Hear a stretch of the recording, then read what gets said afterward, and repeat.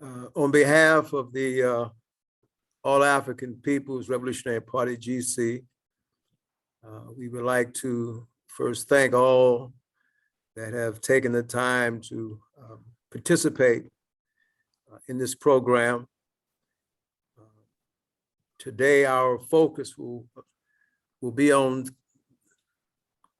pretty much the history of African Liberation Day from our vantage point, from the perspective or from our understanding of Pan-Africanism and how African Liberation Day comes out of the Pan-African movement, and to this day is to represent those who are engaged in the struggle for Pan-Africanism, which we understand to be the total liberation and unification of Africa under scientific socialism. And we think it very important that it is clear that African Liberation Day is a part of the Pan-African movement. It comes out of the Pan-African movement because there are other forces, both on the left and the right, who've attempted to take African Liberation Day away from the revolutionary struggle to realize Pan-Africanism. And we thought it appropriate this year. This is the 64th anniversary or commemoration of African Liberation Day, the 74th commemoration and anniversary of the Nakba, that we thought it was important that we help clarify some of the issues surrounding African Liberation Day. For some, it's important this year because the first African Liberation Day here in the States was in 1972. And there are those who are highlighting the fact that ALD was held in Washington, D.C. in 72. But for us, again, African Liberation Day has a 64-year-old history, which the 72 African Liberation Day is only part and parcel of that history and that process. And so we just wanted to take some time to, from our understanding of vantage point, to clarify some of the issues that we think are important around the question of African Liberation Day. And first and foremost, we think that it is important to talk a little bit about the colonization of Africa, which goes back to the Berlin Conference of 1884-85. We think it's critical to the extent that the Berlin Conference is the meeting by which European capitalism and imperialism divided Africa as we know it today amongst themselves. And so when we look at the continent of Africa and all the 54 or so odd countries in Africa, they are not created out of the evolution of Africa's history. They are created out of the needs and aspirations of capitalist Europe. And that becomes a very important part of understanding African Liberation Day. So even though the colonization of Africa can be identified with the Berlin Conference, it is equally important to recognize that some 16 years later, the term Pan-African comes into existence, where at the first Pan-African Conference, which was organized by Henry Sylvester Williams, W. Du Bois, et cetera, that concept of Pan-African, because the kidnapping, the trafficking and enslavement of African people in the Western Hemisphere created a set of conditions of which no other population on earth has had to face, meaning that at least half of the African population lives off of the African continent. And so when we talk about African people, we just can't talk about Africans that live in Africa.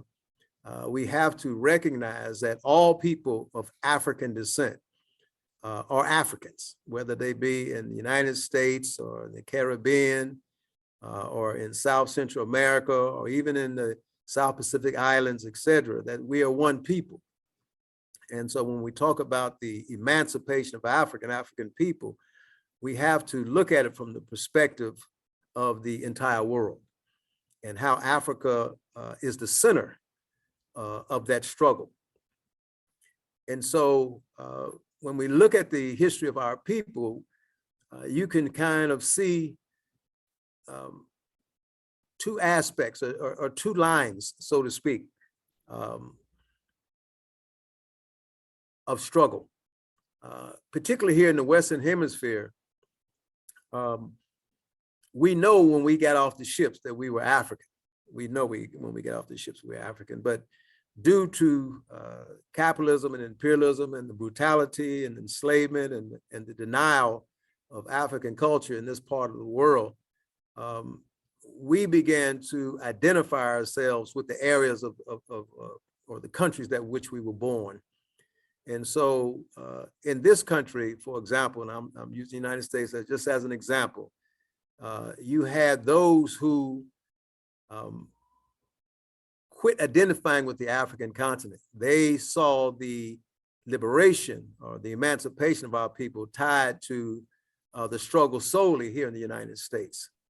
And that whole question of civil rights and trying to get capitalism as a system to address the needs of our people, that was done here. But at the same time, you had Africans who never relinquished their identity, never. And so there has always been a struggle, or it's always been understood among some of our people that the liberation of those of us who live in the Western Hemisphere could not be separated from the liberation of the African continent. And so from 1900 to 1945, we had Pan-African Conference and Pan-African Congresses. And it's very important. W.E.B. Du Bois was instrumental in those Congresses, but you also had Marcus Garvey and the UNIA-ACL that were also organizing major demonstrations and protests and organizing our people around the question of the emancipation of Africa. And these Congresses become important because there had to be an intellectual framework by which the African revolutionary struggle took place. When we read and study Nkrumah or Kwame Ture, Sekou Touré, and other African revolutionaries, it is understood that theory must guide us. It is the understanding of revolutionary theory that gives us the guide by which we wage the struggle that we are in. And without revolutionary theory, as Nkrumah says, theory, practice without theory is blind, and theory without practice is empty. And so these Congresses played a very important role in part towards galvanizing and understanding of what was necessary for our people to be free and how that struggle should manifest itself. And this takes us to 1945, the Fifth Pact, where Nkrumah, George Padmore, Du Bois, et cetera, others, they made decisions, and I'm not saying them, but the Congress made decisions that become very important in the struggles of our people. One, they made the decision that we needed mass organization on the ground in Africa. They made the decisions at Fifth Pact that the struggle was against capitalism and imperialism. They made decisions at Fifth Pact that Africa not only had to be liberated, but it had to be united. Those were some of the key decisions made at Fifth Pact, which would lay the groundwork for the work that Nkrumah and others, Sekou Touré and others, when they got back on the ground in Africa, that they would begin to build mass parties and push the struggle towards not only the independence of their microstate or their particular country, but also began to wage ideological and political struggle towards advocating and pushing that Africa must be united as a whole. And so when Nkrumah went back to Ghana and other participants in the Fifth Pact went back to the continent, that work and those struggles took place. And Ghana was the first to become independent, March 6, 1957. And it's important to note, and what I would suggest, to some of this history, which I have been reviewing over the last week or so, with this history that Nkrumah lays out in his book, The Handbook of Revolutionary Warfare. He kind of explains the struggle, the two-line struggle that took place in the struggle for independence, and it becomes very important. Nkrumah was a socialist, and that was critical because the first independent country out of colonialism was a socialist country, a Pan-Africanist socialist country. Very, very, very, very important, right? So this is in 57, but what Nkrumah points out, well, let me just back up. So having become independent and as a Pan-Africanist, Nkrumah immediately began to use Ghana as a base for other revolutionary organizers and movements in Africa. Ghana was a base. And Nkrumah talked about the importance of liberated zones, meaning that those countries in Africa that were independent of capitalism and imperialism had to be a resource for other revolutionary forces on the African continent. So Ghana played that role, being the first independent country in Africa, and being a socialist country. It was liberated to the extent that it began to be a base and train and to give support to other revolutionary forces on the African continent. And so in that, one of the meetings that he held, because there were other independent countries in Africa, the first Conference of Independent African States, which was held in April of 1958, becomes important to African Liberation Day, because it was at this particular conference that Nkrumah and those who attended, included Libya, Morocco,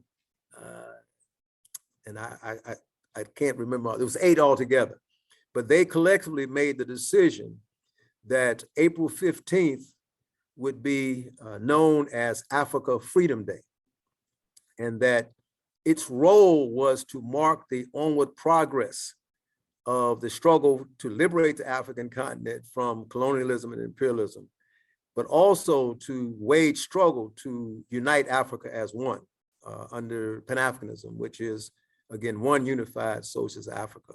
And that decision was made, again, April 15th, 1958.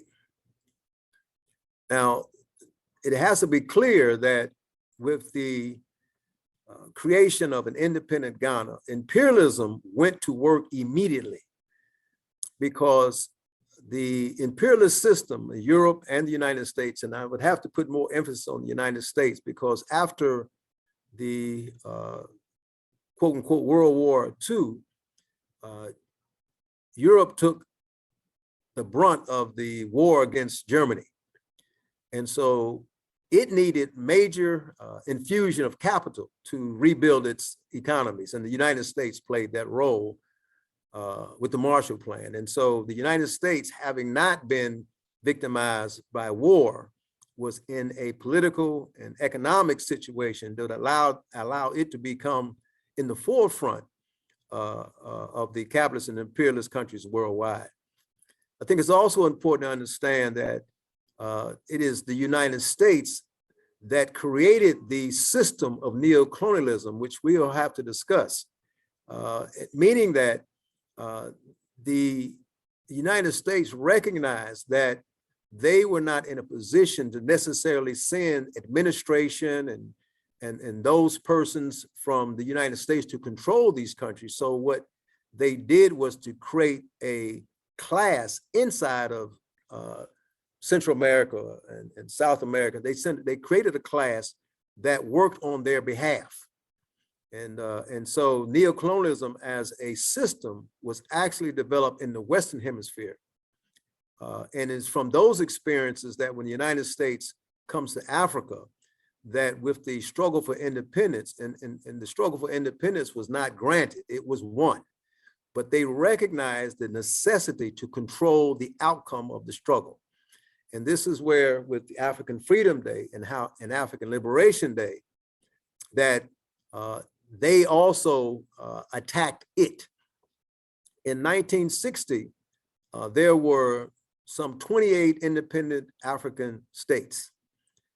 And it becomes really important because the majority of these independent African states were neo-colonial, meaning that the leadership of these independent countries were working on the behalf of the United States and European imperialism, France, Germany, etc., who were the former colonial powers of the continent of Africa. And so we had a comprador leadership, those who were trained by the West, those who accepted the ideology of the West, those who were willing to be paid to participate in the exploitation of our people. They came to power also in Africa. And Nkrumah, Sékou Touré, Modibo Keita, Patrice Lumumba, they were the minority of this particular group. And so the United States and France, et cetera, they created a set of conditions that would favor themselves. Now, Nkrumah, in the handbook, he separates the two categories of independence, one being called sham independence, meaning that, again, these states were controlled by the West and they functioned on behalf of the West. And the others he called being genuinely independent.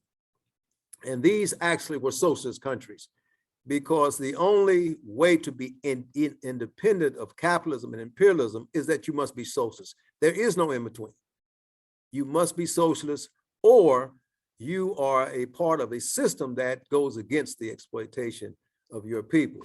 And one of the clearest examples today is if we look at revolutionary Cuba, where there are no multinationals on the Cuban soil. All the wealth of the Cuban people that they generate are used for the behest of the masses, whether it be in education, whether it be in healthcare, whether it be directed at the development of the youth, et cetera. But the resources that they have are used at the behest of the people. And most importantly, Cuba, being a socialist country, has struggled for the elimination of the exploitation of one human being by another. And this is the same struggle that took place in Africa. So when you look at Ghana, Ghana was building a socialist state. When you look at Mali was building a socialist state. When you look at Guinea, they were trying to build socialist states, independent of capitalism and imperialism, but they were surrounded by reactionaries. And so when you look at the French-speaking Africa, where Senegal, Cote d'Ivoire, and others, when the vote went down as to whether they would be independent or a part of the French-speaking countries, they voted for France, except for Guinea. And then when you look at the quote unquote the Monrovia bloc, which there were two primary blocks of opposition inside the continent around the question of independence. You had the Monrovia faction and you had Casablanca, but the Monrovia faction were allied with imperialism, and that included like Liberia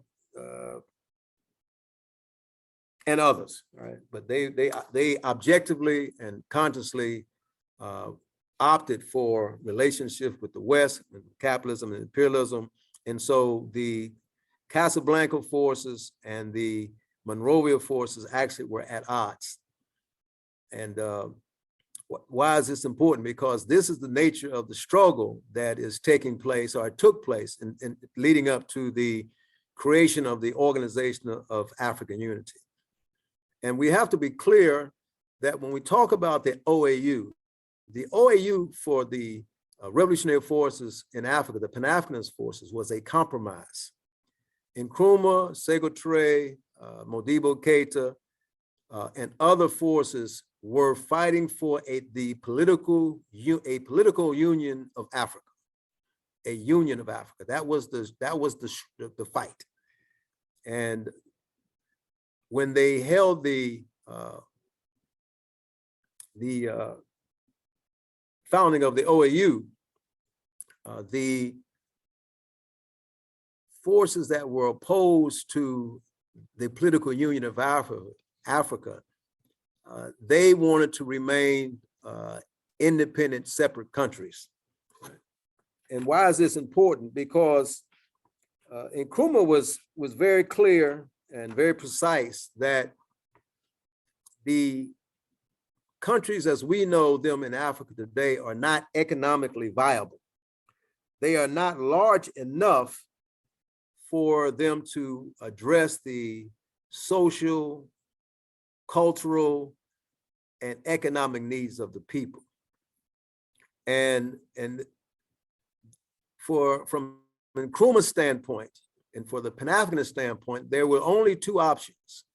Either Africa unites as one with a common defense, a common economy, unified economy, continental economy, a unified foreign policy. And unless we did it that way, then the United States and Western Europe would have the ability to control the small units called countries inside of Africa. And the outcome of that relationship would be dire poverty and suffering for the masses of our people, and that we saw.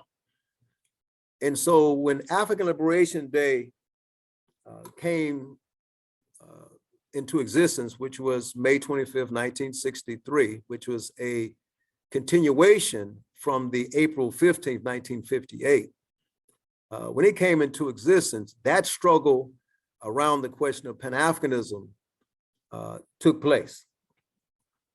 And one of the things that came out of that Nkrumah says is that it was evident that that the United States and Western Europe supported the OAU. They did support the OAU because they found it as an instrument, as an easy instrument for them to reap the benefits of being able to continue the exploitation of African labor, and also to reap the benefit of being able to rape Africa of its wealth, its natural resources. And that it has done and continues to do. So African Liberation Day has been a fight that between the forces of revolution and Pan-Africanism and others.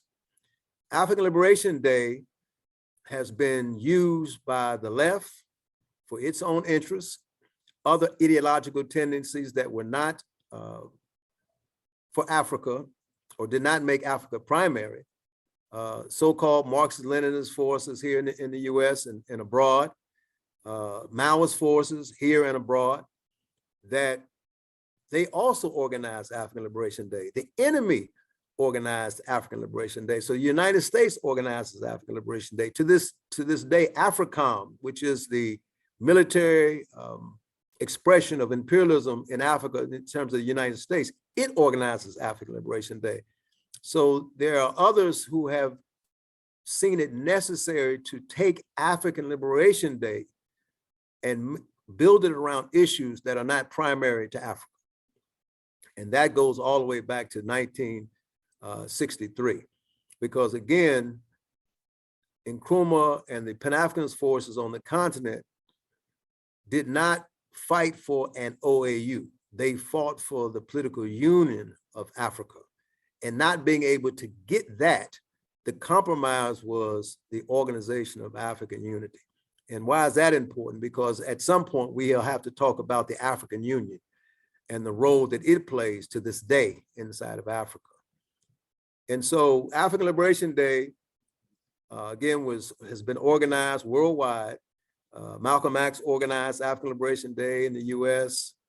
Again, the US government organized African Liberation Day. Even the United Nations organized African Liberation Day. But these ALDs were not around the question of Pan-Africanism.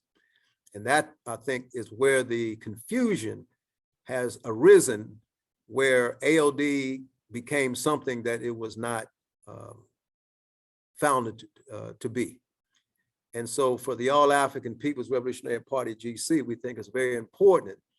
And we're not attacking anybody for them organizing ALD to that extent, unless, again, they're the enemy. And capitalism, imperialism is clearly the enemy.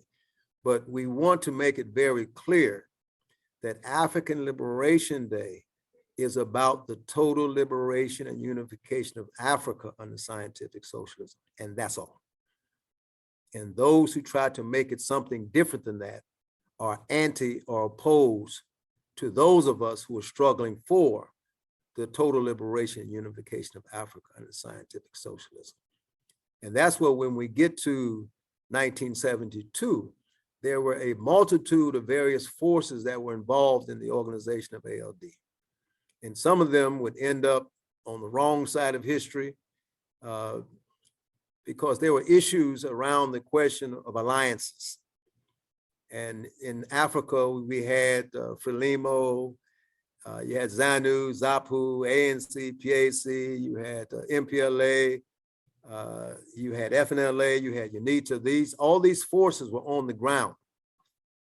And they created a lot of confusion, these various ideological tendencies, because, for example, you had persons who helped organize the 72 African Liberation Day that would end up supporting the UNITA organization, or FNLA in Angola, both of them supported by the CIA.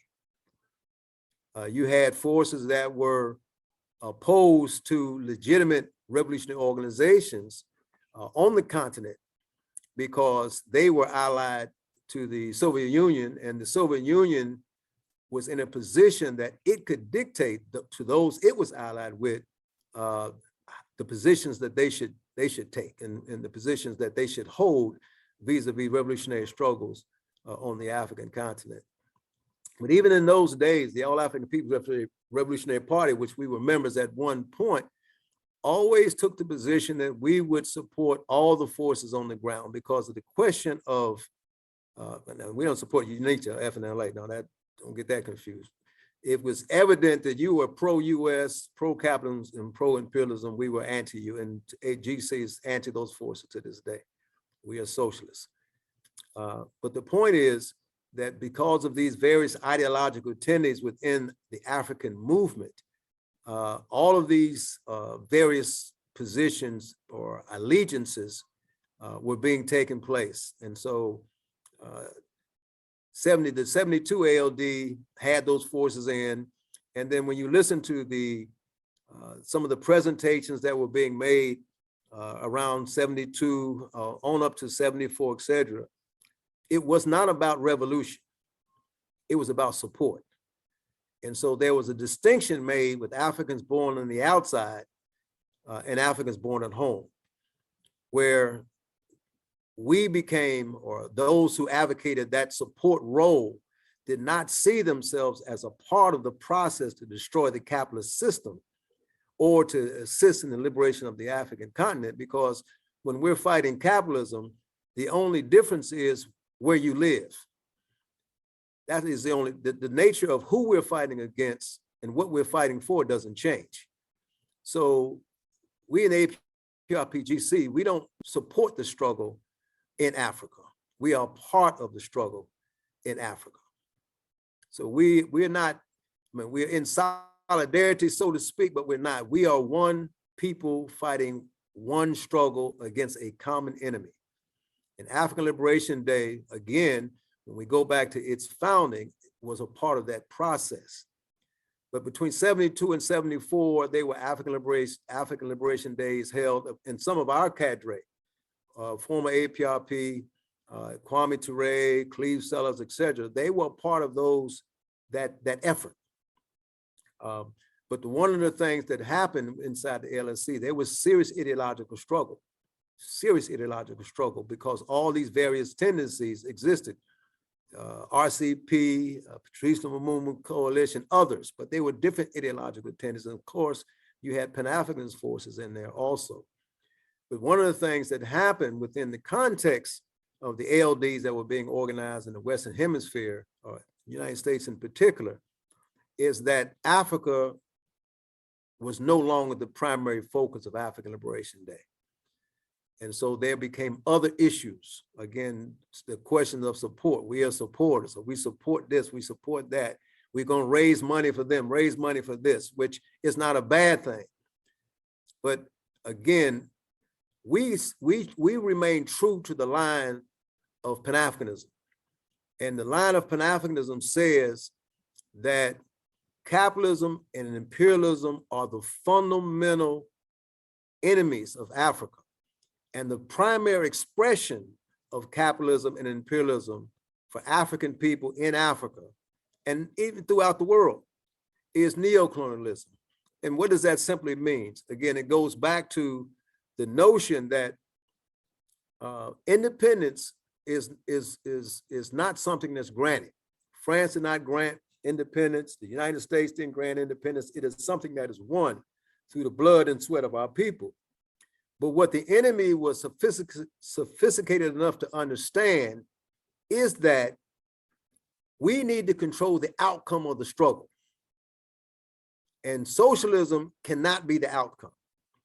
So that's where, if we go back and we look at the Pan-Africanist forces that were operating on the ground in Africa, the revolutionary forces, if you go back, for example, to the Congo, it was the CIA, it was Belgium and South Africa that murdered Patrice Lumumba. That was the extent that they were willing to go to assure that the Congo would not be a part of a union of African states.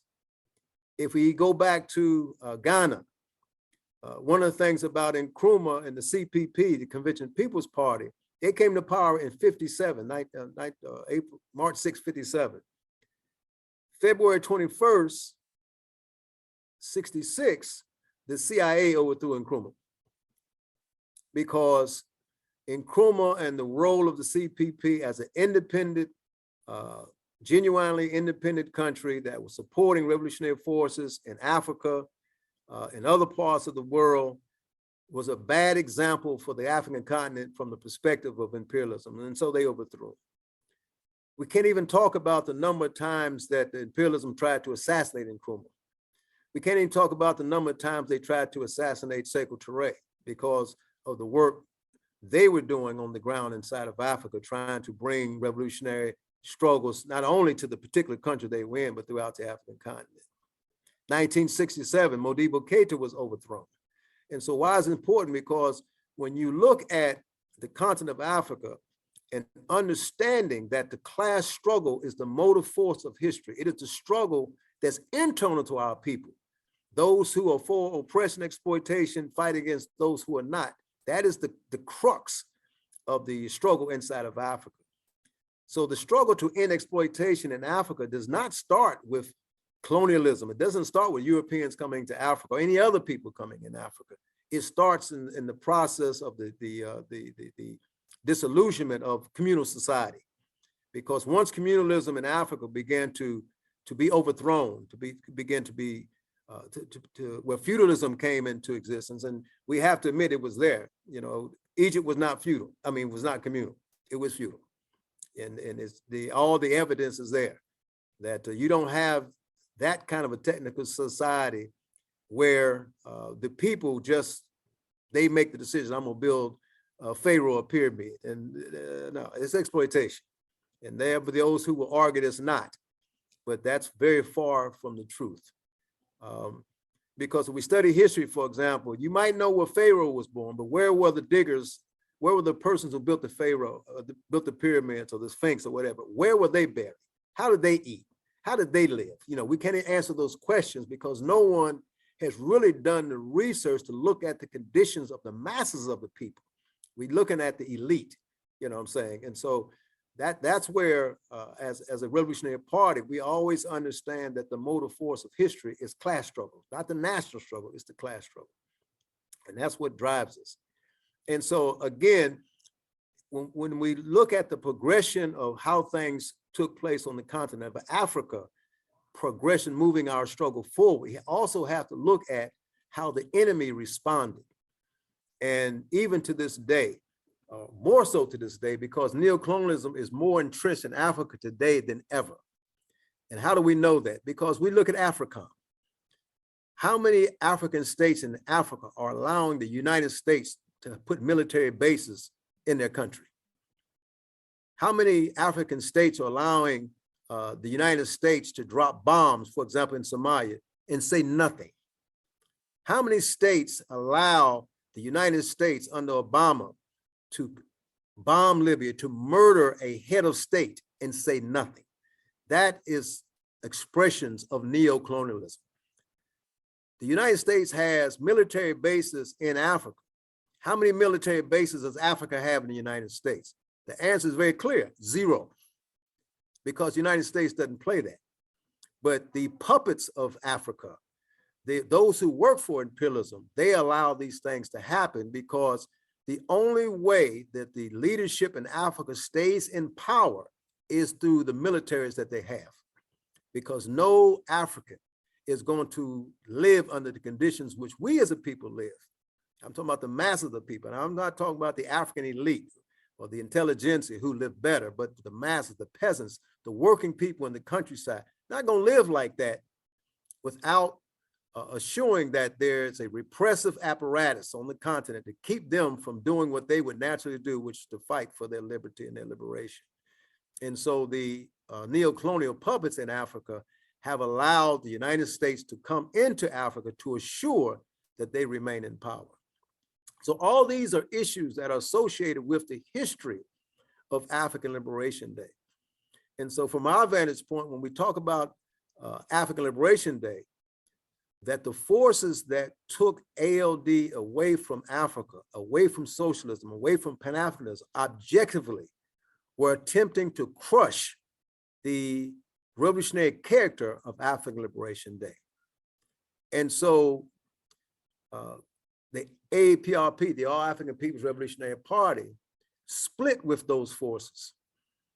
And in 1976, organized an independent African Liberation Day, because they had abandoned ALD. And it was organized around the banner of Take African Liberation Day Back to Africa. And it was done. And that was a major demonstration. And since then, Pan-Africanist forces have been organizing African Liberation Day around the questions of Pan-Africanism, and Africa's liberation and unity. Now we know, particularly this year, there are a multitude of various African Liberation Days. So we're fighting again because you have all these forces. Even the United States is having Africa Day, some old liberal, reactionary activity that does not really address the issues of African people.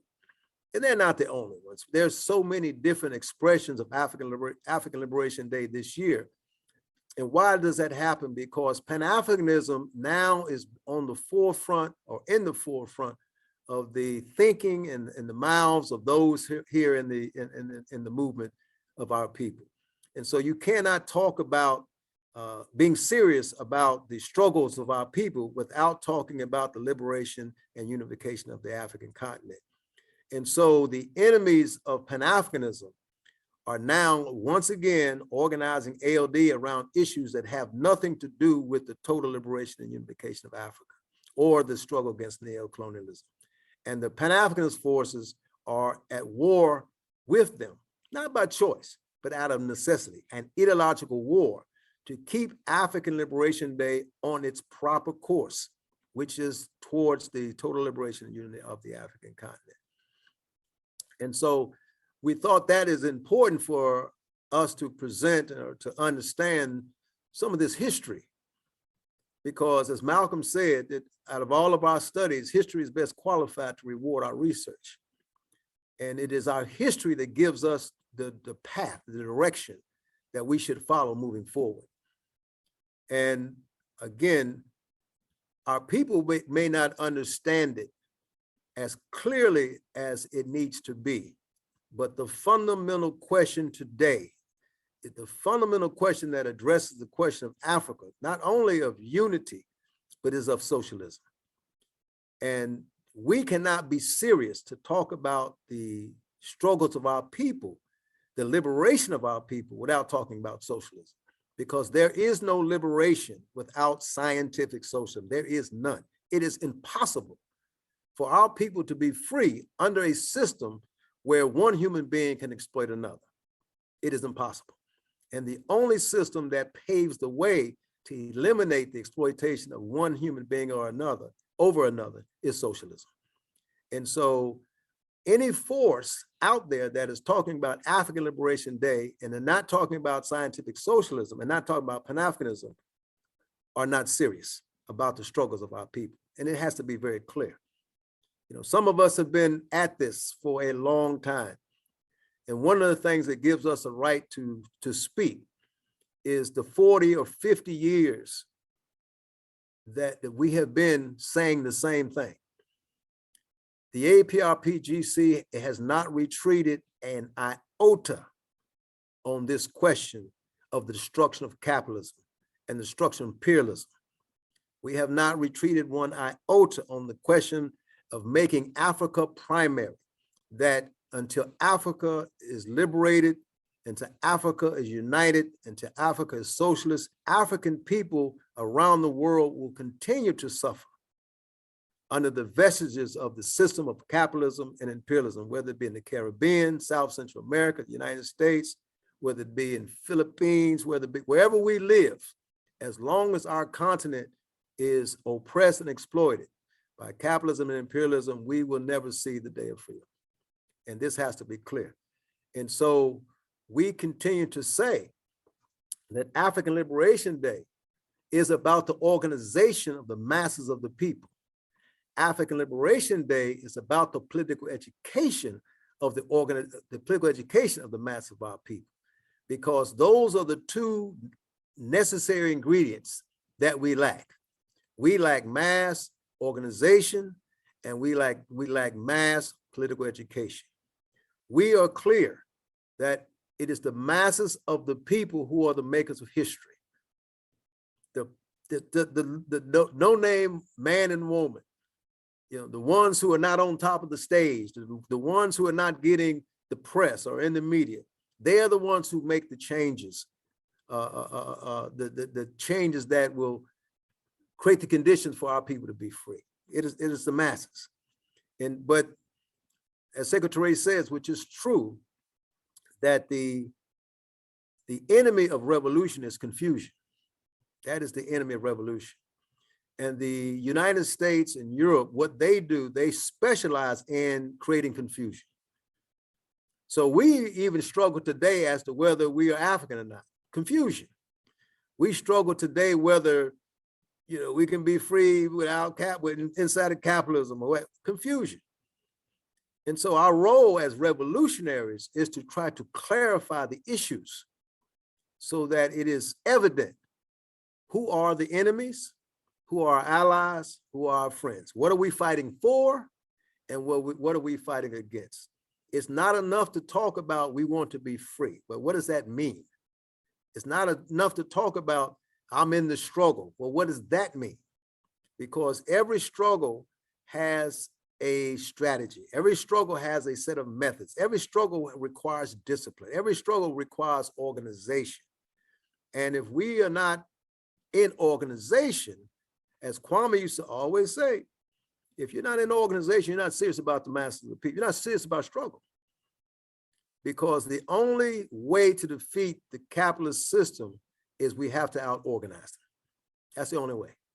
In any place that we have seen success, whether it be in Cuba, Vietnam, Korea, etc., it is the organization of the masses and the arming of the masses, because we can't even deny the fact that we're going to have to fight. And it's not that we have to, we're already fighting. The problem is the fight is so one-sided because the only people who are going to the ground is us. The enemy is not suffering any major casualties at war. It is we and our people who are suffering every day, every day. And even here in the United States, that is a settler colony, and we have settlers. There's no difference from the United States than the occupation of Palestine. But these settlers are racist to the core, and it is for this reason, for example, that you have Buffalo, you have our people just being shot down in the streets. But it's not the first time. It's happening with the police, it's happening with the settlers. We are victimized by this system on a daily basis, and we have no ability to defend ourselves, nor do we have no ability to go on the offensive against a system that is annihilating our people. It's a question of organization, and it's a question of political education, and it's a question of our willingness to suffer, sacrifice, and serve our people. Again, we say that it's important that we understand that we are servants of the masses of our people. We have to serve the people. That's why we're here. I was fortunate enough as a youth to go to a university or go to a college, but my intent was not to go to serve the people. I learned that while I was there. I had an opportunity to be introduced to revolutionary ideas, and that's where I learned that my responsibility in life was to serve the people. We come into this world in debt. Who are we in debt to? We're in debt to our ancestors. We're in debt to those who come before us, who have suffered, sacrificed, gave their lives and limbs that we may live a better life. And so we are in debt to them coming in. But at the same time, we have to leave this world a better place for those who come after us. That is our obligation and responsibility. But we don't understand that as a people. And so when you look at the antagonisms we have as a population in our communities, we spend more time fighting each other than we do working with each other, because those are the conditions that are created by the enemy. And so we, through mass political education, we have to change that milieu. We have to change that climate. And I think from what I can see, just from watching the news and the media, et cetera, not only it's the things that we're saying, but it's the suffering our people that they're raising these questions of the necessity for us to come together, because it's evident that we as a people are continuing to be victimized by this system, whether it be our children, whether it be our women, whether it be us as a people as a whole. We are victimized economically, we're victimized socially, we're victimized based on our national identity. And the only way that we'll be able to rectify this set of conditions is through organization. And African Liberation Day, again, becomes one institution that we have to hold high. African Liberation Day for us should be like some of these other quote unquote holidays, although we're not saying it's a holiday, but we get so enthralled with different types of capitalist holidays. We spend money and all that, but African Liberation Day should be one of those year-long events where a mass of our people are in the streets for the liberation of the African continent. That is the climate that's necessary, because we have to protect our mother country. We have to defend our mother country. Africa is suffering today. Again, Gaddafi was assassinated. Our leadership is assassinated. Governments are overthrown by the United States and Western Europe, and nothing happens because we're not politically educated and organized. And so, again, that was the important, or some of the important points that we wanted to make today as relates to African Liberation Day. But more important, again, we are struggling against a system of oppression and exploitation. We are struggling inside our communities, inside of our quote unquote states in Africa, because we have corrupt leadership in Africa, top to bottom, that are willing to allow our people to suffer untold suffering, and they have to go. They have to go. There's no question about it. They have to go. Don't know how that's going to happen. And we're not here to suggest that go out there and do something stupid. But the African continent, Caribbean, et cetera, even those here in the United States, those so-called Congress and whatnot who participate in electoral politics here, are willing to allow our people to suffer and to be abused and ill-treated and do nothing about it. And so the only solution to those sets of conditions is that the change has to come from the bottom up. So we have to organize our people, and then we have to have people in these positions who genuinely represent our people and who are accountable to our people only. They cannot be accountable to the Democratic Party. They cannot be accountable to the Republican Party. They cannot be accountable to Zionism. They have to be accountable to the mass of our people only. Point blank in the discussion. And so that's where, again, African Liberation Day becomes such an important institution. And we, for this year, are on an offensive. We have been organizing African Liberation Day programs and the seminars and events during the entire month of May, because our task is to build a party. And we are encouraging all Africans, particularly our sisters, to join Revolutionary Organization, to join the A-APRP-GC, help us build this party. But as Kwame used to always say, if you don't think we're doing or saying the things that inspires you, join some organization that is struggling for our people. Because without organization, we have no future. Organization is the key. It is the key. And so again, we want to encourage you to help us to build this party, because the A-APRP-GC is just one of the instruments of our people. We're not the only Pan-Africanist force in the world. We're not trying to suggest that we're the sole reality of the sole conditions that you know, if you don't be a part of us and you're not doing anything, but you have to belong to the organization if you're serious. And that's the message that we have inherited from Kwame Ture. It's a message we've inherited from Sekou Touré. It's a message we've inherited from Osagyefo Kwame Nkrumah and other revolutionaries, that organization is the key. Revolutionary organization is the definite key. And so again, we encourage all of you to join an organization. We encourage you to support those forces that are organizing African Liberation Days around the question of Pan-Africanism and socialism and against neocolonialism.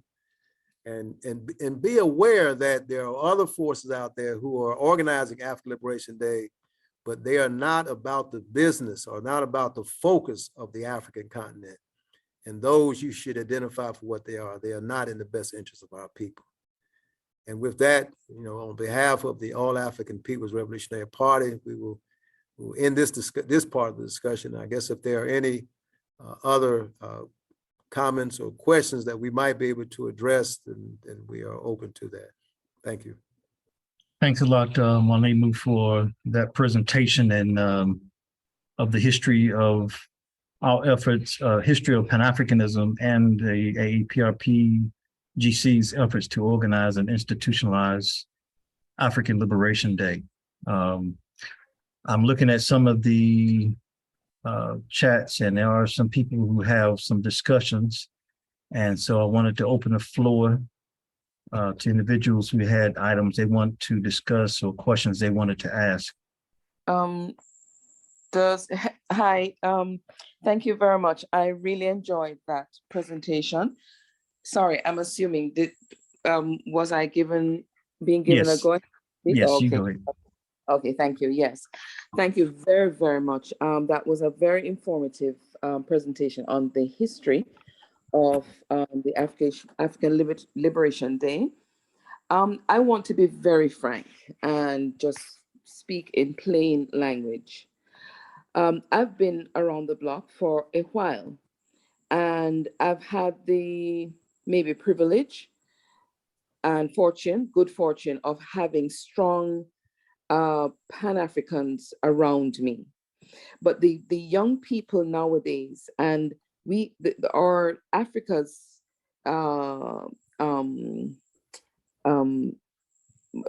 what do you call it? No, the landscape of Africa right now is a vast majority of young people who have no idea of what you just, all of that history, absolutely zero idea. And so when you speak to them in this kind of with this kind of discourse, they really don't know what you're talking about for education for people. But we do have to address the immediate situation now, where young people are confused. A lot of information is coming to them, and a lot of information is coming to them from the enemy, who are enticing the information they're giving with money,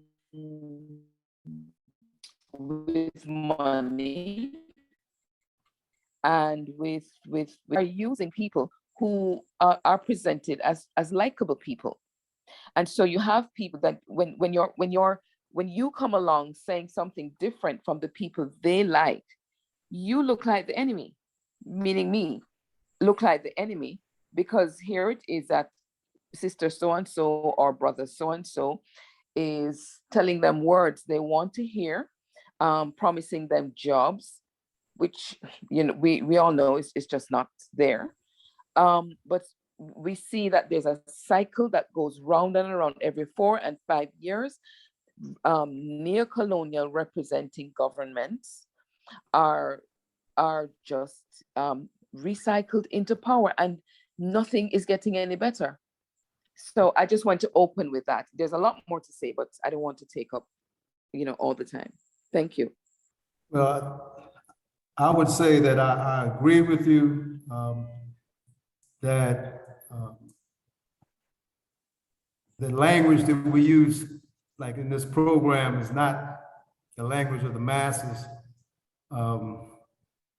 But currently, our focus is on the intelligentsia. In our study of history, it is the intelligentsia, the African intelligentsia, that has a responsibility to take these complex ideas and understandings and whatnot, and to educate, again, like you say, our youth. The research I've done, most of the African continent is under the age of 18. So they're young people. But when we look at those of us who've had a chance, for example, to go to university and to study and train, etc., where are we at when it comes to the education of our kids, our youth? And so I think that the intelligentsia, the African intelligentsia in particular, has absconded their responsibility to be the instrument for political education. And I think that's the sector that we want to have the greatest impact on at this point, is those of us who've had an opportunity to go to the university and to study. Our responsibility is to politically educate. And that's the sector that we focus on at this juncture: college students and academics. Because in society, that is their role. I will use myself as an example. I had an opportunity to go to the university, not based upon anything that I did. I come from a very poor family. And what I say is that what got me in school was April 4th, 1968 in particular. April 4th, 1968, the FBI assassinated Martin Luther King. And as a result of that, the mass of our people set the United States on fire. And out of that, the enemy made a concession that it was important to get young African youth off the streets. And I happened to be one of those young people that had an opportunity to go to university, not because I was intelligent or we had resources, but my people fought in the streets and gave their lives, and they burnt cities so that we would have an opportunity to quote unquote get an education. And I was one of those youth. When I went to school, I was not going to educate the people. I was trying to get a job. I was trying to benefit. I was trying to benefit myself so that life would be easy for me. You know, having been raised poor, not having anything. So that was my focus. I had an opportunity to meet Stokely Carmichael, 1974. And that changed my life because it was he who, not just him, but, you know, because there were others that I was around who were educating me about same things we're talking about, the struggle and our responsibilities in life. And that experience, 1974, set me on a mission that even to this day has not changed. And so I'm using myself as an example only to say that those of us who've had an opportunity to study and to learn and to go to school and to acquire information that the everyday person does not have access to, we have an obligation, a responsibility to take what we know to them. And that's a fight that we have to have amongst the intelligentsia. And the A-APRP-GC is just one of those forces out here that are confronting the intelligentsia, university professors and students, that we have an obligation and responsibility to do exactly what you were saying we do, which is to break this stuff down so that everyday person, the layman, understands what it is that we're talking about. And again, I'll use Cuba as an example. After the revolution was successful, one of the first things that the government of Cuba did was to close the schools. Why did they close the schools? Because they took the kids and sent them to the countryside to teach the masses how to read. That was a priority, to teach the people how to read. And so those are the types of examples, I think, that has shown to us what needs to happen. That we as learned people, we have people who, again, have had an opportunity to go to school. We have that responsibility to go to these young people that you're describing and to explain to them, hey, you're an African. You're not an American or you're not a Jamaican, you're African. That your homeland is the nature of your problem here, even in this country, has to do with where you come from. That is no longer under your control. You know, we have to break those things and explain it, because I work in a high school and I deal with our kids every day. And I see the ideological confusion that they are experiencing, because the enemy is the primary educator of our kids, or miseducator of our kids. And so unless we have a different method by which we can teach them, then we're going to lose it. Now, it might be a little different on the continent, only because, you know, Africa's primarily rural. So you may have, and I don't know, you know, but you may have a better situation to have a greater impact on the ground, so to speak. I don't know. But I do know, living in capitalist America, that unless we who do know, unless we take the responsibility to educate those who don't know, then we are not doing our job. And to me, that's where we're at today, that the majority of our intelligentsia refuse to do the job that our people sent them to school to do, which was to learn, to be educated, and then take that information, that knowledge back to them so that they can edify themselves with what it is that we have learned. Every revolutionary organization, every revolution that we've studied has always been led in initial stages by the intelligentsia, whether it be in China, whether it be in Vietnam, whether it be in Cuba, wherever. It's always the intelligentsia that was the leading force, not the primary force, but at least the leading force, because guess what? They had the knowledge, they had the understanding of what it is that they were being confronted with, and that they took to the people. And once the people grasped those ideas and that understanding, then revolution was made. And so that would be my input into your comment, which I agree with. Did anyone else have anything to say on that? Because I was going to add that along with what you said, Mwalimu, and along with some of the things that's been raised, one of the things that capitalism does in confusing us is teaching us reactionary ethics.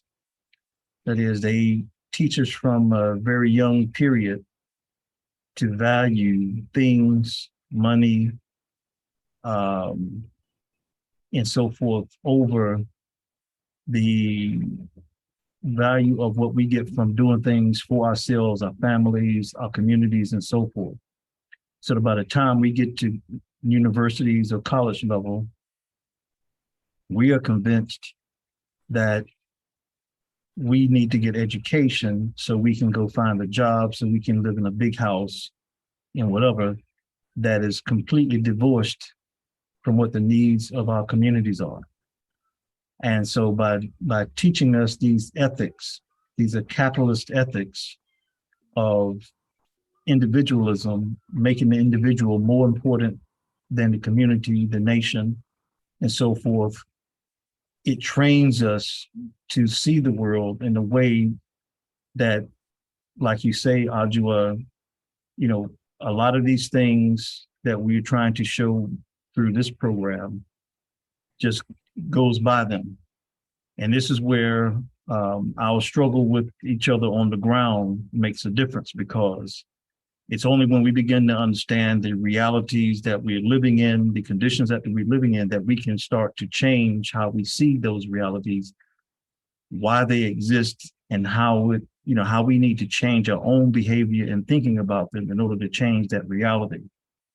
Because what capitalism teaches us is that in order to change our reality, for example, they have this UN program, what is it, 2063, where it's coming out of these, you know, capitalist, imperialist funded think tanks, that in order for Africa to overcome poverty, we have to stop having so many children. And a lot of us are buying into these things. If we look at the reality on the ground, it's not that Africa is poor. We know we have all kinds of resources. It's not even that we don't know what to do with the resources.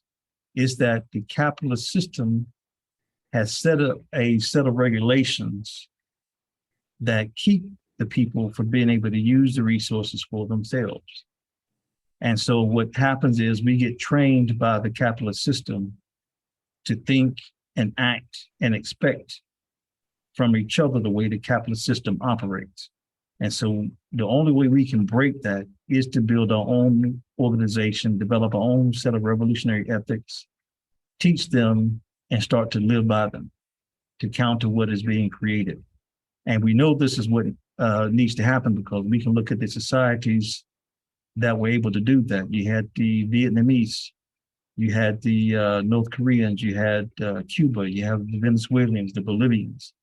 All of them are undergoing these same processes where they are challenging the capitalist relationships in society and the ethics that come along with that, that make people think that certain things have a certain order and value beyond what is necessary to carry forth the interests of the people. And there's obviously, you know, a set of relationships that we have to build with our youth in order to have this impact. One of the examples that comes to mind is just something I experienced recently, or my son experienced recently, is how we are taught to chase money. So our youth are thinking, you know, their interest is, how do you get money? And because we don't control money, the capitalists control money. That's what it means to be a capitalist. That is, they own and control capital. And if they enforce on us or impose on us a need to have money in order to do anything else, that's how they get to dictate to us what it is we do. And so even when we develop ideas about doing something for the people, capitalism comes along and tries to confuse us to make us think that we have to get money first in order to do something for the people. So even before we start to do something for the people, it makes us think that we have to go get money. And the only way to go get money is to go follow behind and carry out the dictates of what capitalism tells us to do. And by doing that, it takes us away from the very thing that we started out trying to do in the beginning, which is to change the conditions of the people, to do something for the people. So we have to uncover all these different contradictions that capitalism imposes on us so that we can get our youth to realize that we need to make a break, not only from the capitalist system in terms of working for it to get an income and so those kind of things. We have to break from the ethics that capitalism imposes on us. And this is why we go through these programs like this. And I'm not saying it's easy. We're not saying that it's going to be something that can be done with just words. We have to get out and actually work with the people in order to make this happen. And I know that, for example, when people are struggled with on these ideological questions, change does come. It's not necessarily, a quick change. And so because it's not quick, a lot of people, want quick, easy solutions. And revolution is not an easy, quick solution. It is a permanent solution. It's just not easy. And because it's not easy, because it's not quick, a lot of us are discouraged from it. We're drawn to other things to try to replace revolution, to do things like carrying out various types of reform and so forth. So I'll stop with that and let the other people raise their concerns or add to the discussion. I think we had other people who want to speak. If I may, I would like to present a slightly different perspective. I don't think that our youth today is unmotivated or do not want to struggle or is just running after the money.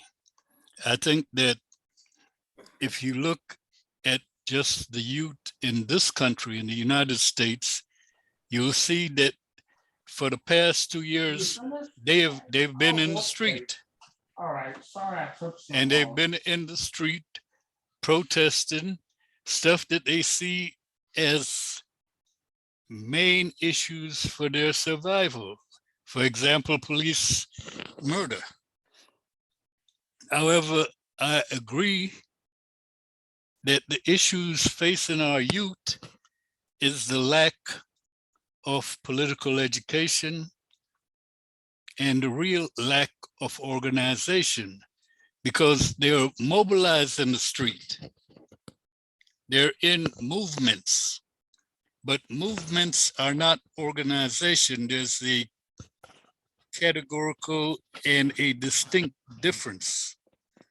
And if we talk about how do we go to put our youth in organization and how do we imbue our youth with political education, because obviously both political education and ideology does not fall from the sky.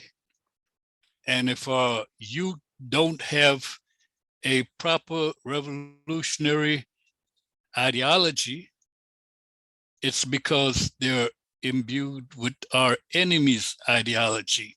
And as such, even when they want to do well, they don't have a guide and they end up either committing genocide against themselves or being assassinated by the police.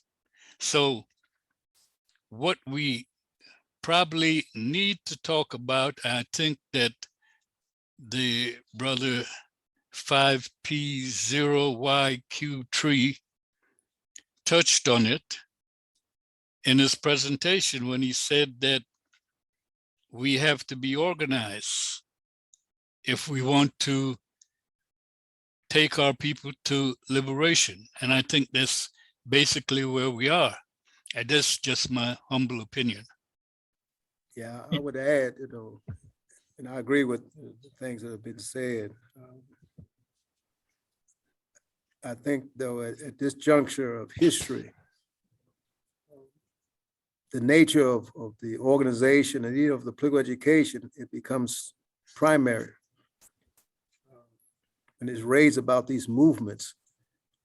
One of the strategic decisions made by the enemy with NED, the National Endowment for Democracy, that the enemy creates their own movements. And they will recruit our people, our youth and others into movements that in all appearance are progressive and positive. So I raise that because I think at this juncture, this is 2022, that for those of us who consider ourselves revolutionary, that it's not just the question of political education, it has to be revolutionary. What will allow our youth to critically understand what they're dealing with is revolutionary theory, revolutionary ideology, and revolutionary organization. It does not discount the role of mobilization, because anytime you put the people in the streets, there's only two sides. It's the police on one side and the people of all different political persuasions, et cetera, they're going to be on the other side. And but I think that this is not the 60s. This is not even the 70s. This is 2022. So I think that it is very important that we are very precise with our youth as to what it is that they're dealing with in terms of what was raised in terms of the genocide that is taking place inside of our communities amongst each other, what that is and why that is and how that is being utilized by the enemy. So it's not just something that just happens. These are planned events, so to speak. There's no question, particularly here in the United States, that the number of weapons that are in our community is not by chance. That is not by chance, because we don't have any armed factories in our neighborhoods, but they're getting there, and they're getting there to our kids. And so with racism as an ideological weapon of the capitalist system, we are taught to hate each other. That's what we're taught, that our lives are not worth very much when it comes to each other. And so we're very apt to be willing to take a brother or a sister's life because we don't value it. And so it becomes very important that the question of identity, for example, that we're African people, becomes so critical. The school I'm in, we have to deal with the N-word, every day, because the youth think it's okay if you use the word with an A and not with an ER. It changes things. Our young sisters call it's the B word. So we have to have discussions about why it's not appropriate, but they think in their mind, oh, I don't mean anything negative about it. That's how we talk. I don't mean to hurt or fib. So just basic concepts and ideas that they deal with, we have to attack, because they don't get it. I don't think, from my experiences here, they don't really understand the seriousness of the terms and the words and how they see themselves and how they see others. And so that's why in 2022, the question of socialism has to be in the forefront of the discussion when we talk about liberation, because how can we talk about freedom without socialism? How can we talk about freedom in a system that exploits people? So you have to change the system. Those are the kind of things that, again, from my vantage point, we who know are responsible to share and to educate our young people. Some of the arguments that I hear about, that people don't have time. I don't have the time. I got to work. I got this. I got that. But I always use this analogy. The slave revolts were organized after hours. So no one, when you were picking cotton, that's not when the slave revolt was organized. So when you see the pictures, it's late night. And you see brothers and sisters with a lantern out in the woods somewhere, organized. And I think that has to be the attitude we have. We're gonna work because we have to survive. There's no question about that. But there's an idea that I think is very important is, if I have not done something to help my people today, how do I go to bed? How do I sleep when I know I have not? And it could, it could be something that I read today, it doesn't have to be one particular thing. But every day we need to make some contribution towards the struggle of our people. And again, I think that the discussion about young people is the most important discussion, because they are the future of our struggle.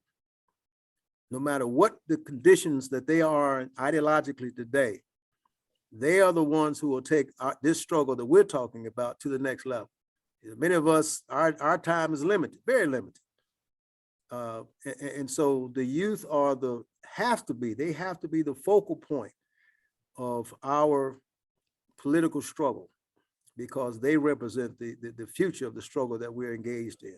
The same way at some point, all of us were, or we may have some young people, I don't know, but I know that we have been at this a long time. We started as youth.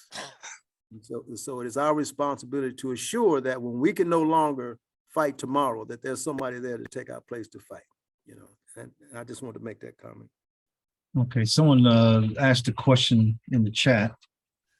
Has Marxism, Maoism, or any other non-African ideology ever historically promoted the Pan-African objective, one unified socialist Africa? Mwalimu, if you want to, you can answer that, or anybody else who has any statements to make towards that, to help clarify, to answer that question. I could start. My understanding of history and what I'm familiar with, the answer is no. That one of the contributions that Ahmed Sekou Touré made to the development of revolutionary ideology is that ideology is an expression of culture. So when we talk about ideology, we're not going to look to Europe, or we're not going to look to China. We're not going to look any place. We got to look home. We got to look at home. And because Pan-Africanism is an expression of the particular exploitation that Africans have faced, not Vietnamese, not Chinese, not the USSR. Is particular to us because there's no other people that have been scattered throughout the world like Africans. And so our ideology has to incorporate and encompass African people worldwide. At the same time, the question of colonization of Africa prior to 1884, we didn't have all these quote unquote countries. They didn't exist. And when you have Europeans in a room in Europe sitting down for 3 or 4 months, carving up the continent, where one group of people is in Niger and their cousins is now in Cameroon, because these Europeans, these capitalists, made the decision it's going to be like that. And so Marx and Lenin, and let me just say, I have all the respect for them and for that ideology. I respect it for Europe. But for Africa, it did not address the questions of African identity. The Leninists, Marx-Leninists that I'm aware, for example, the United States saw us as Black Americans. The Maoists did not see us as African. They didn't. Only the ideology of Africa was able to identify that Africans born outside, even though they're from the continent, but born outside, were one people. it was only an African ideology that looked at, for example, the history of Africa and could talk about egalitarianism and humanism and collectivism being a foundation principles and ethics that are derived from our own historical experience. So that when we talk about scientific socialism, we're not just talking about a system that was theorized out of Marxism, but from the actual historical experience of our people that found that the term socialism was consistent with the principles of communalism inside of Africa. They're consistent, it's the same principles. You know, so we didn't have to look to Europe to address and answer these questions. We just had to look at Africa. And so from my study and my understanding of history, that I'm not familiar with any Marxist-Leninists who saw Pan-Africanism as a solution for African people, and definitely not familiar with any Maoists who saw Pan-Africanism as an objective for our people, as a way to resolve the question of exploitation of African people in Africa and worldwide. Yeah, thanks for that, Mwalimu. And I was going to add that while Marx, Mao, Lenin, and so forth, these other leaders did not address Africa, the things that they did address in terms of analyzing their own societies, analyzing certain features, practices, relationships in society, did help to illuminate or show us some of the contradictions that existed in all societies, advanced societies that were based on class and exploitation. So, for example, we can go back into Africa's history, and there's been a struggle around this question of whether or not there was exploitation in Africa before Europeans arrived. And this is one of the struggles that we have in the Pan-African movement and in the African nationalist movement, where some of us hypothesize that we could go back to a time in history where Africans did not exploit other Africans, did not have wars with other Africans, except for when we were provoked or instigated or manipulated into, confronting and fighting each other for the interests of Europeans. I think that those who look at African history, though, on the long term, finds that we've had numerous and long periods of struggle with one another, even the times when they may not have necessarily been antagonistic struggle, but Africa developed various tendencies, just like everywhere else around the world, tendencies towards exploitation, even though they had different cultural expressions of it. In some societies in Africa, you had the way people, I think we call it the people coming from either other societies that may have been taken as captives in war, or sometimes other family members who might need assistance. They will come in and work inside another person's home. So these cultural patterns of work, engaging in work, create the same conditions that were the budding contradictions of class exploitation on the continent. Didn't necessarily arise the same way at the same time and always take the same direction that it took in other places, but it was there. And it's why, for example, that other countries could come into Africa and exploit our differences and our contradictions amongst ourselves, because we had them already. And because we didn't have the concept of looking at ourselves all as one until we started having the contradictions from the outside with other people. That helped to redefine our identity of each other. We knew Africans were Africans because we could identify each other as such. But our interest as African people didn't necessarily manifest themselves as continental interests until we began to have these conflicts with other people on the outside. And it was through this process of engaging with other people, even when we went outside of the continent ourselves.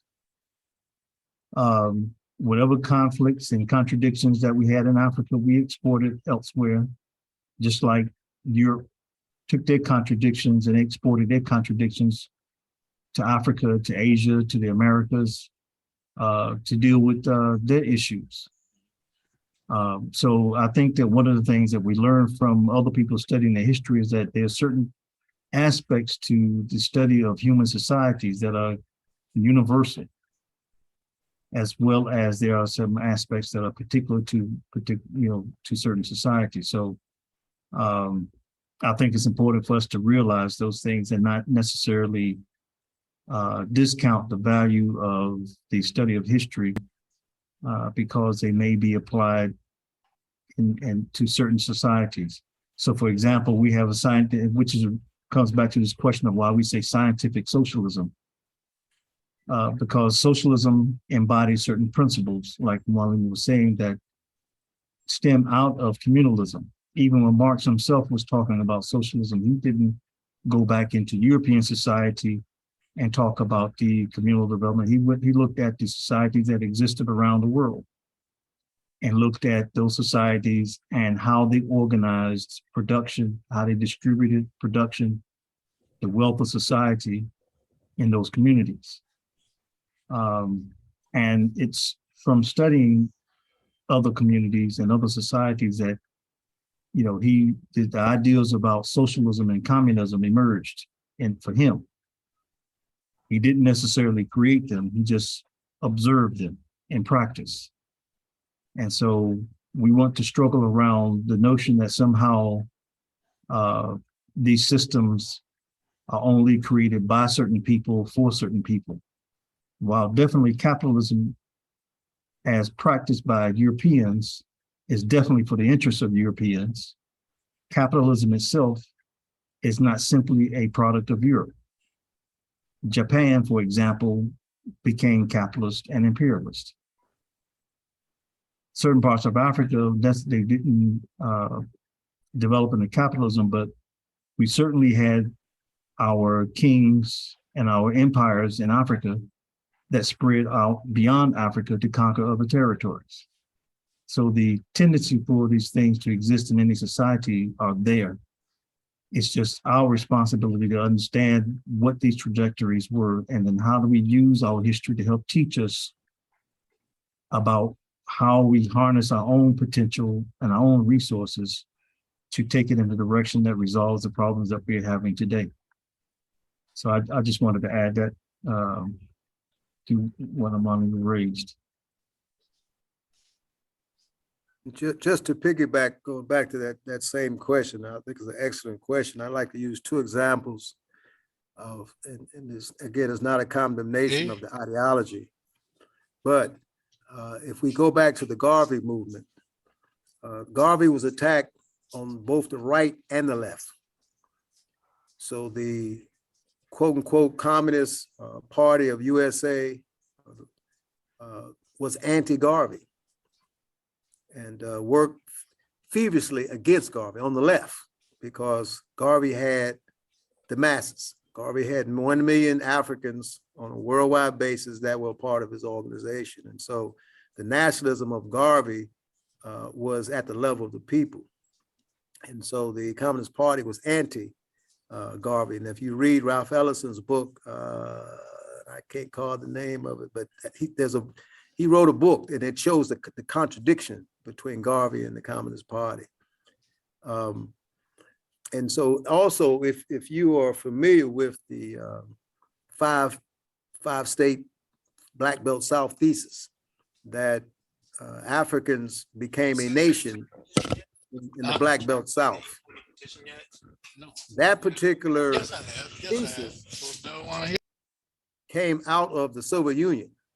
It did not even originate with our people, but it was a policy that was agreed to in the Soviet Union, that the position that they would take, or the position that the Communist Party would take in the United States, is that the Black Belt South was the nation of Africans born in the United States. And I'm just using those as an example of how different ideologies came to different conclusions about our people and what was best for them. So again, Garvey, who's Pan-Africanist, was under attack by the communists because, of course, he was called a pork chop nationalist, so to speak, or, he was not respected as an organizer of our people. And then the Soviet Union gave our people the Black Belt South thesis, which the Republic of New Africa, they took that position and they fought for it, but it did not originate out of the history of our people. It originated out of the history of the Soviet Union, and that's where it came from. And I'm using those as examples to show how different ideological tendencies arrive at different conclusions for us. And that's why it's so important that our ideology has to have its roots in the traditions and the history of African people. I just want to make that additional comment. Okay, there's I guess another question, if we don't have any other further discussion on that point. There's another question. Can one be a good internationalist and violate or not support or promote the national independence of colonized and subjugated nations? Can one be a good internationalist and support settler colonialism, or neocolonialism? I think I can start off with, I think this question of being internationalists can be interpreted in many ways. So if you look at the global imperialists, the globalist imperialists, they're definitely internationalists. So being internationalist is just one aspect of it. Being socialists is the other aspect.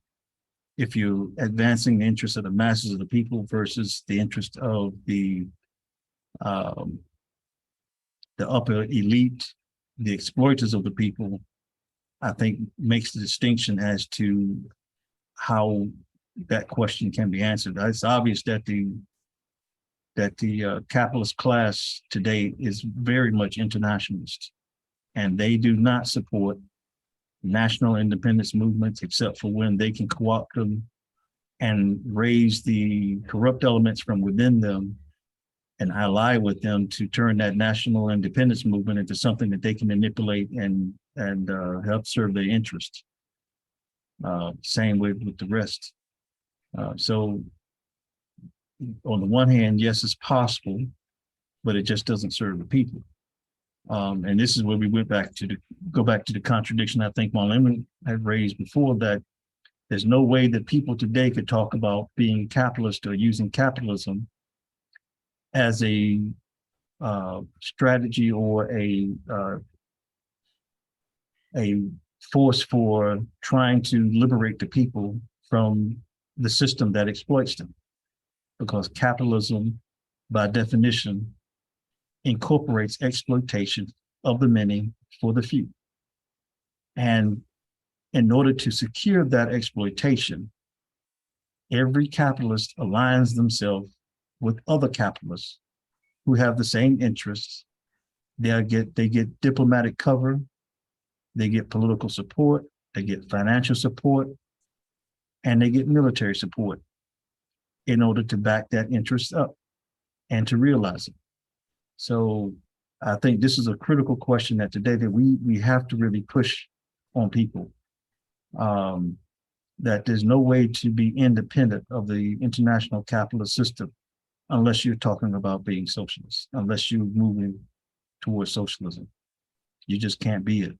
Even if you look at what's going on throughout Europe today, you have all these capitalist countries forming the EU, and they are themselves being gutted by the biggest capitalists, the USA. They're being pushed to deindustrialize because the US controls the capital in those countries. And the tendency towards capitalism is towards smaller, or I'd say it's a monopoly of the resources among a smaller and smaller group of people. That's its tendency. Over the last 150, 200 years, that's what it has done. And we're witnessing the continuation of that process and what's going on today. When 2008 occurred and the financial crisis occurred, you had some banks would, bankrupt, and the banks that didn't gobbled up resources of the banks that went bankrupt. And those banks, the banks that they were considered too big to fail in 2008 are even bigger today. And so, there's no stopping this unless we develop a system and develop the organizational methods and strategies and tactics in order to break the system. That's the only way to do it, or else it will continue on its path towards monopolizing and controlling all the resources in the world. It will commodify everything in nature, people, anything that it can. It will turn it into a commodity for profit. And this is one of the main contradictions of capitalism. But anyway, that's my answer to the question. If anybody else had any contributions to that. Yeah, I would add, because I would like to qualify the question, because revolutionary internationalism is a little different. And I think this is one of the areas that the A-APRP-GC, not solely, but that we have helped clarify some of the issues on the questions of internationalism and nationalism. Because you cannot be a good internationalist unless you're a good nationalist. If you don't know your nation, it's very difficult to understand other nations. And one of the issues that the so-called left struggle with is the question of nationalism. For example, in this country, most of your left, I can't say all, who claim revolution does not recognize the land that we live on as being the homeland of the indigenous people here.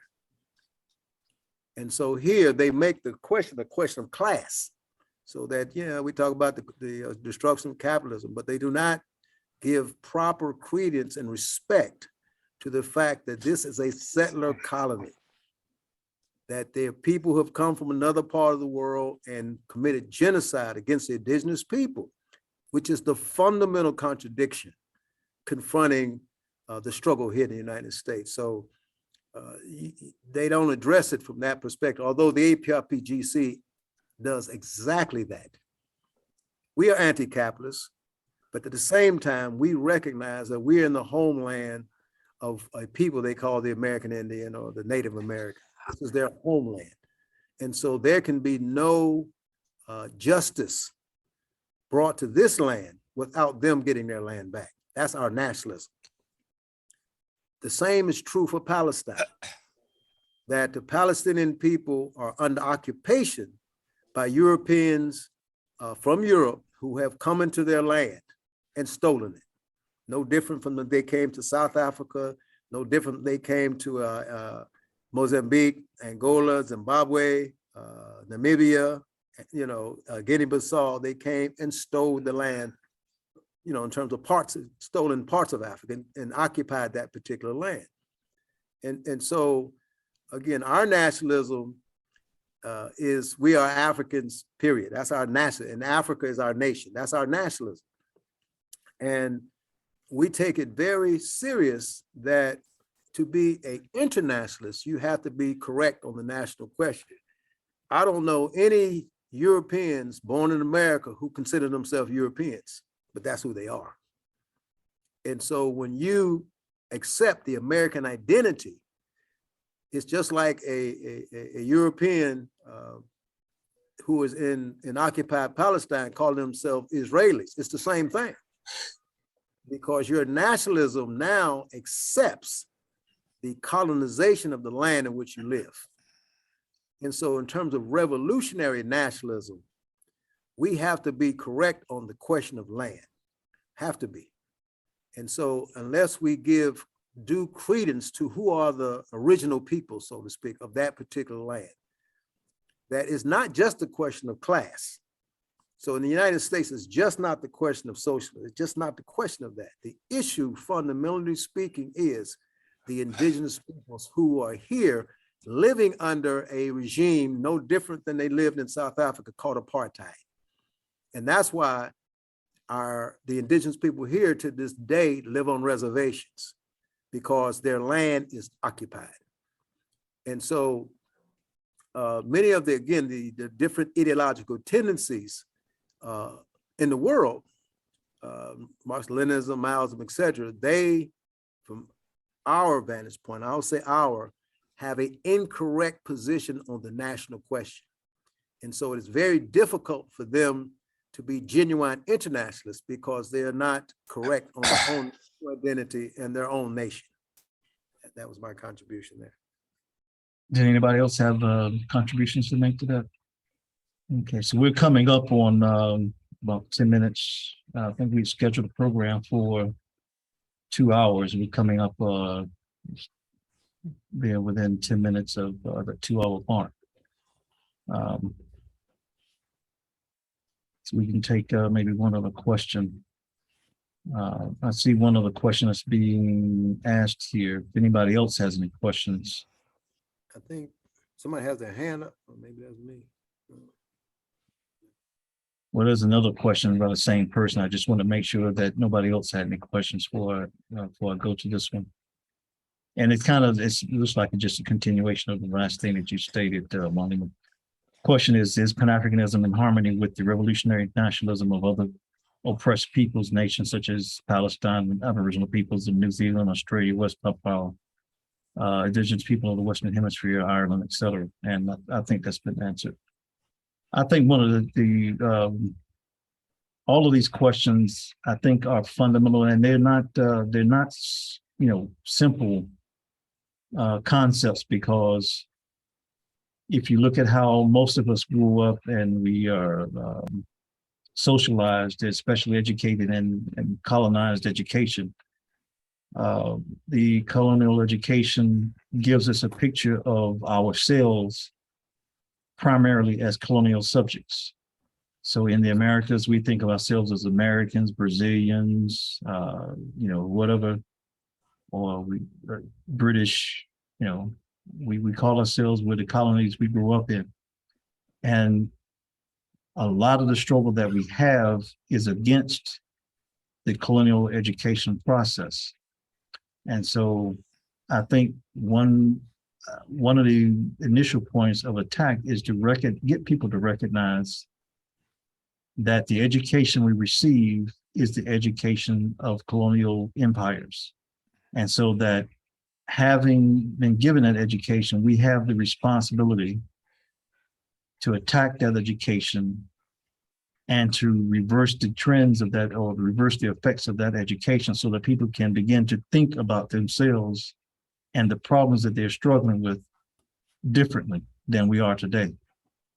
For example, a lot of the people take the problems that go on in certain societies, and I'll take the US as an example, that's what I'm more familiar with. And they take the political system, the economic system as a given. And so we are trained to accept the lack of resources. We're trained to accept exploitation. We're trained to accept the relationships to the resources.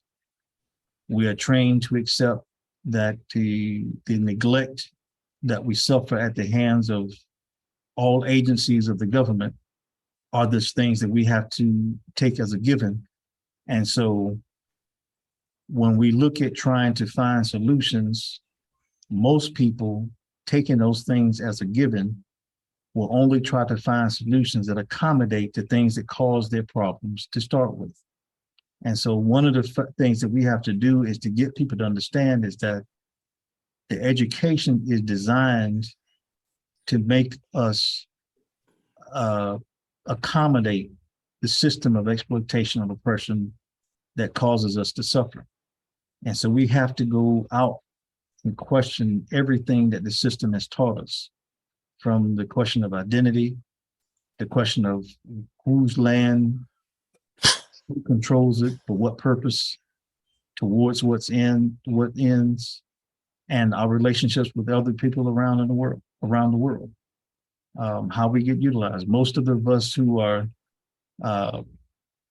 forced into poverty during our lifetimes are presented the option of going into the militaries to be recruited to go fight the wars for people, to go impose on other people around the world the same things that they're imposing on us. And so we have to begin to, we have to try to break through this educational system in order to help our people understand, a different way of seeing the contradictions that we're facing. But anyway, I don't want to take that. Mwalimu, if you had any closing remarks, or if anybody else had any closing remarks, we can go ahead with those. Again, I would, on behalf of the All African People's Revolutionary Party, GC, I would again like to thank everyone who participated, questions and comments, the time that you took to spend with this particular program just shows that you are concerned about the conditions of our people, and that's what it takes. We have to love our people unconditionally. That we must do. That's one thing Che Guevara talks about, is that to be revolutionary means that you love your people, and it's very true. I think sometimes we're very theoretical about the struggle, which we have to be, but there are some very basic concepts that have to drive us, and love is one of them. And to the extent that we love our people, is to the same extent that we are willing to do what's necessary to help them get out of the conditions in which we find ourselves. And so I'm very grateful that we were able to have this particular program, and grateful for your participation. Just for information's sake, we also will be on tomorrow at 11, discussing students and youth, the spark and role of student in revolution. And then on Friday at 7, again, if you go to our website, A-APRP-GC.org, all of these activities are listed. But again, we'll be talking about Pan-Africanism and socialism in the 21st century going forward. Again, whatever criticisms you may have, or any suggestions you may have that would make us do what we do better, we would be greatly appreciative, because we genuinely want to be an instrument, a servant of our people to the best of our ability. We don't have all the answers, and no one does. And so we're very appreciative of any criticism or comments that will help us better do what we do. And again, our task in our lifetime is to help build a revolutionary organization that has the capacity to politically educate the mass of our people scattered throughout the world. That's what we're trying to do. And so again, on behalf of our party, I thank you all very much. Yeah, I think thanks a lot, Mwalimu. There was one last comment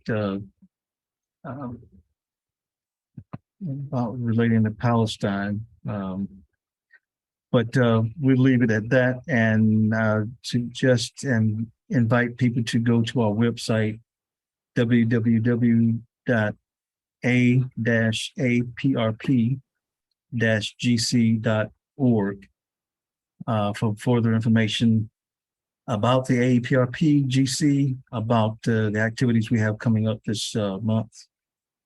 And also hopefully any further information that we will post on the website. We do have some analysis papers that we post every now and then, as well as posts of what other activities are going on around the world with our other revolutionary movements and organizations. So again, we thank you for your participation, and hope to see you again, and hope to continue to struggle forward to liberation. Thank you.